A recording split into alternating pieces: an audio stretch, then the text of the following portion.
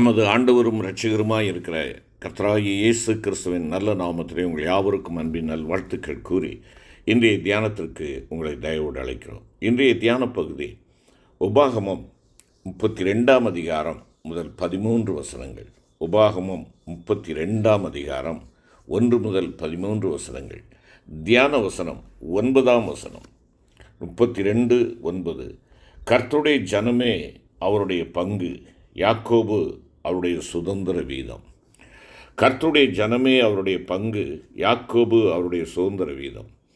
கிறிஸ்துவுக்குள் பிரியமான சகோதர சகோதரிகளே, அன்பான கர்த்தருடைய பிள்ளைகளே, இந்த உலகத்திலே சாதாரணமாக நம்முடைய பெற்றோர் தங்கள் பிள்ளைகள் தங்களுடைய ஆஸ்திகளுக்கு பங்குள்ளவர்களாய் இருக்க வேண்டும் என்று சொல்லி வாஞ்சிக்கிறார்கள், விரும்புகிறார்கள். அதை போலவே நம்முடைய பரம தகப்பனாகிய தேவனும் அவருடைய பிள்ளைகளாகிய நம் ஒவ்வொருவருக்கும் அவருக்குரியவைகள் எல்லாவற்றிலும் இம்மையிலும் மறுமையிலும் பங்குள்ளவர்களாய் இருக்க வேண்டும் என்று விரும்புகிறார். தேவனுக்குரியவைகளை மட்டுமல்ல, நாம் நம் தேவனையே நித்தியத்தில் பங்காக பெற்றுக்கொள்ளப் போகிறோம். எனவே இந்த உலகத்தில் இருக்கும்போதே நாம் படிப்படியாக தேவனிடத்தில் பங்குள்ளவர்களாக மாற்றப்பட வேண்டும். தேவ ஜனங்களாகிய நாம் தேவனை நமக்கு பங்காக கொள்ளும்போது தேவனும் கூட நம்மை தம்முடைய பங்காகவே உரிமை பாராட்டுகிறார். இந்த 32:9 அதைத்தான் சொல்லு. கர்த்தருடைய ஜனமே அவருடைய பங்கு, யாக்கோபு அவருடைய சுதந்திர வீதம் என்று நாம் வாசிக்கிறோம். அதை போல சகரியா தீர்க்கதரிசியின் புஸ்தகம் 2 அதிகாரம் 12 வசனத்திலே கர்த்தர் பரிசுத்த தேசத்திலே யூதாவாகிய தம்முடைய பங்கை சுதந்திரித்து திரும்பவும் எருசலேமை தெரிந்து கொள்வார் என்று நாம் வாசிக்கிறோம். அற்ப மனிதர்களாகிய நம்மை தேவன் தமக்கு பங்காக சுதந்திரித்துக் கொள்வதற்கு நீங்களும் நானும் எம்மாத்திரம். எனவே கர்த்தரை நம்முடைய பங்காக கொள்வதற்காக நம்முடைய வாழ்க்கையிலே நாம் செய்ய வேண்டிய சில காரியங்களை தியானிக்க ஆண்டவர் நமக்கு கிருபை செய்வாராக. ஆண்டவராகிய இயேசு கிறிஸ்து இந்த உலகத்தில் இருந்த பொழுது ஒரு சந்தர்ப்பத்திலே அவர் தம்முடைய சீஷருடைய கால்களை கழுவத் தொடங்கினார். அப்பொழுது பேதுரு அவரை நோக்கி, நீர் ஒரு காலும் என்னுடைய கால்களை கழுவக்கூடாது என்றார். இயேசு அவனுக்கு பிரதியுத்தரமாக, நான் உன்னை கழுவாவிட்டால் என்னிடத்தில் உனக்கு பங்கில்லை என்பதாக பரிசுத்த யோவான் 13:8 கூறுகிறார். ஆண்டவராகிய இயேசு கிறிஸ்துவனிடத்தில் பங்குள்ளவராகவதற்கு தேவனுடைய பிள்ளைகள் தங்கள் ஜீவியத்தில் அனுதினமும் சுத்திகரிக்கப்பட வேண்டும் என்று உண்மையைத்தான் இது சித்தரிக்கிறது. நாம் பாவ மன்னிப்பாகிய ரட்சிப்பின் அனுபவம் பெற்று ஆண்டவருடைய வார்த்தைக்கு கீழ்ப்படிந்து பரிசுத்த ஆவியின் அபிஷேகம் பெற்றிருந்தாலும் ஒவ்வொரு நாளும் நம்மை உய்த்து ஆராய்ந்து சோதித்து கர்த்தராகிய இயேசு கிறிஸ்துவின் இரத்தத்தினாலும் ஆண்டவருடைய வசனத்தினாலும் பரிசுத்த ஆவியானவராலும் கழுவப்பட்டவர்களாக பரிசுத்தமாக்கப்பட்டவர்களாக நம்மை காத்துக்கொள்ள வேண்டும். அப்பொழுது ஆண்டவராகிய இயேசு கிறிஸ்துவின் பரிசுத்தத்திற்கு நீங்களும் நானும் பங்குள்ளவர்களாக மாற்றப்படுவோம். இதையே அப்போஸ்தலனாகிய பவுல் கொரிந்தியருக்கு எழுதின 2 நிருபத்திலே 7 அதிகாரத்திலே அவர் குறிப்பிடுகிறார். பிரியமானவர்களே, மாம்சத்திலும் ஆவியிலும் உண்டான எல்லா அசுசியும் நீங்க நம்மை சுத்திகரித்து கொண்டு பரிசுத்தமாகுதலை தேவ பயத்தோடே பூரணப்படுத்துவோம் என்பதாக கூறுகிறார். சில வேளைகளில் நாம் நம்முடைய பரிசுத்தமாகுதலை குறித்து கவலையினமாய் இருக்கும்போது தம்முடைய பரிசுத்தத்திற்கு நாம் பங்குள்ளவர்களாய் இருக்க வேண்டும் என்று நம்மை குறித்து விரும்புகிற நம்முடைய பரம தகப்பன் நம்மேல் வைத்த தம்முடைய மேலான அன்பினாலே நம்மை சிட்சிக்கிறவராகவும் இருக்கிறார். எபிரேயர் 12 அதிகாரம் 9-10 வசனங்களை நாம் வாசிக்கின்ற பொழுது இதை காண முடியும். நம்முடைய சரீரத்தின் தகப்பன்மார்கள் நம்மை சிட்சிக்கும் போது அவர்களுக்கு நாம் அஞ்சி நடந்திருக்க நாம் பிழைக்கத்தக்கதாக ஆவிகளின் பிதாவுக்கு வெகு அதிகமாய் அடங்கி நடக்க வேண்டும் அல்லவா? அவர்கள் தங்களுக்கு நலமென்று தோன்றினபடி கொஞ்ச காலம் சிட்சித்தார்கள்.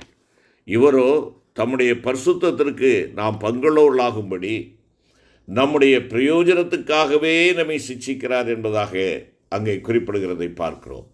எனவே அருமையான கர்த்தருடைய பிள்ளைகளே, நாம் தேவனால் சிட்சிக்கப்படும் போது அதை சந்தோஷமாக ஏற்றுக்கொண்டு நம்மை சீர்படுத்தி கொண்டு அவருடைய பரிசுத்தத்திற்கு பங்குள்ளவர்களாக மாற்றப்படுவதற்கு நம்மை ஒப்புக்கொடுக்க முன்வருவோமா?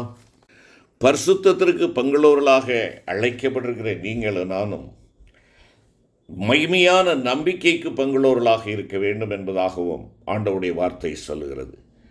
எபிரேயர் 3:14 நாம் பார்ப்போம் என்றால், நாம் ஆரம்பத்திலே கொண்ட நம்பிக்கையை முடிவு பரியந்தம் உறுதியாய் பற்றி கொண்டிருப்போமாகில் கிறிஸ்துவனிடத்தில் பங்குள்ளவர்களாயிருப்போம் என்பதாக வாசிக்கிறோம்.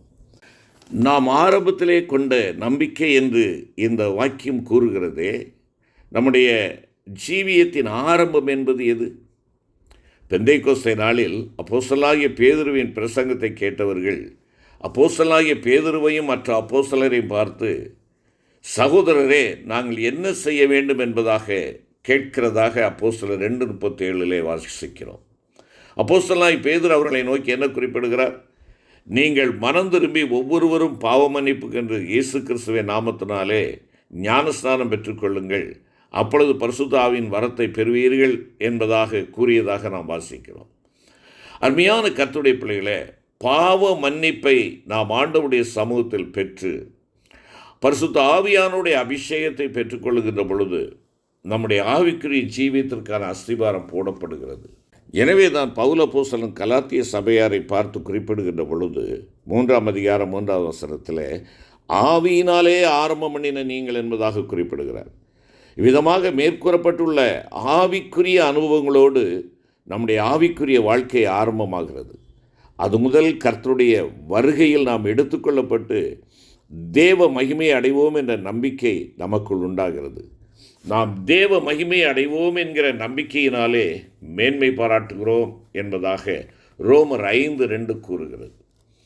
நமக்கு அருளப்பட்ட பரிசுத்த ஆவியினாலே தேவ அன்பு நம்முடைய இருதயங்களில் ஊற்றப்பட்டிருக்கிறபடியால் அந்த நம்பிக்கை நம்மை வெட்கப்படுத்தாது என்பதாக 5வது வாசிக்கிறோம். அந்த நம்பிக்கை கர்த்தராகிய இயேசு கிறிஸ்துவனுடைய வருகையில் நாம் சரீர மீட்பாகிய புத்திர சுவிகாரத்தை பெற்றுக்கொள்வோம் என்ற நம்பிக்கையே ஆகும். நம் ஆண்டவராகிய இயேசு கிறிஸ்துவை நம்முடைய சொந்த இரட்சகராக ஏற்றுக்கொண்டு பாவமன்னிப்பாகிய ரட்சிப்பை பெற்றுக்கொண்ட பொழுது ஆத்தும மீட்பை பெற்றுக்கொண்டோம். அதன் பின்பாக பரிசுத்த ஆவியானவருடைய அபிஷேகத்தின் மூலம் ஆவியின் முதற் பலன்களை பெற்றிருக்கிற நாம் நம்முடைய ஜீவிய காலம் முழுவதும் சரீர மீட்பு வருகிறதுக்கு காத்திருந்து நமக்குள்ளே தவிக்கிறவர்களாய் இருக்க வேண்டும்.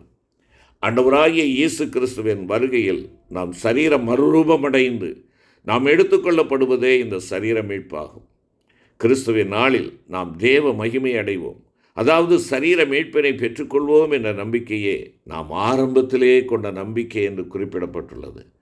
அருமையான கர்த்தருடைய பிள்ளைகளை, இதைத்தான் அப்போஸ்தலனாகிய யோவான் இந்த மகிமையான நம்பிக்கையை குறித்து, பிரியமானவர்களே, இப்பொழுது தேவனுடைய பிள்ளைகளாய் இருக்கிறோம், இனி எவ்விதமாய் இருப்போம் என்று இன்னும் வெளிப்படவில்லை.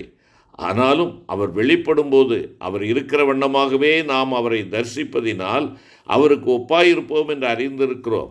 அவர் மேல் இப்படிப்பட்ட நம்பிக்கை வைத்திருக்கிற எவனும் அவர் சுத்தமுள்ளவராயிருக்கிறது போல தன்னையும் சுத்திகரித்துக் கொள்ளுகிறான் என்பதாக கூறுகிறார். 1 யோவான் 3:2-3 இந்த மகிமையான நம்பிக்கையானது ஆண்டவராகிய இயேசு கிறிஸ்துவோடு நம்மை நாம் ஒப்பிட்டு பார்த்து நம்மை சுத்திகரித்து கொள்ள நமக்கு பேருதவியாக இருக்கிறது. எனவே ஆண்டவராகிய இயேசு கிறிஸ்துவின் வருகையில் நாம் எடுத்துக்கொள்ளப்பட்டு தேவ மகிமையை அடைவோம் என்ற நம்பிக்கையுடன் நம்முடைய ஆவிக்குரிய ஜீவியத்தை ஆரம்பித்த நாம் அதை முடிவு பரியந்தம் பற்றி கொண்டவர்களாக ஒவ்வொரு நாளும் அந்த நம்பிக்கையை நமக்கு முன்பாக வைத்து நம்மை சுத்திகரித்து கொள்ளும் என்றால் முடிவில் ஆண்டவராகிய இயேசு கிறிஸ்துவனிடத்தில் பங்குள்ளவர்களாக இருப்போம். அருமையான கர்த்தருடைய பிள்ளைகளே, இதை மனதில் கொண்டவர்களாக நாம் பரிசுத்தத்திலே பங்குள்ளவர்களாகவும் ஆண்டவராகிய இயேசு கிறிஸ்துவின் மேல் உள்ள நம்பிக்கையிலே ஆரம்பத்திலே கொண்ட அந்த அஸ்திவாரத்திலே நம்பிக்கை உள்ளவர்களாகவும் இருந்து தேவனை மகிமைப்படுத்த ஆண்டவர் நமக்கு கிருபை செய்வாராக. தொடர்ந்து நாம் இந்த சத்தியங்களை தியானித்து ஆண்டவரை மகிமைப்படுத்துவோம். ஜெபிப்போம்.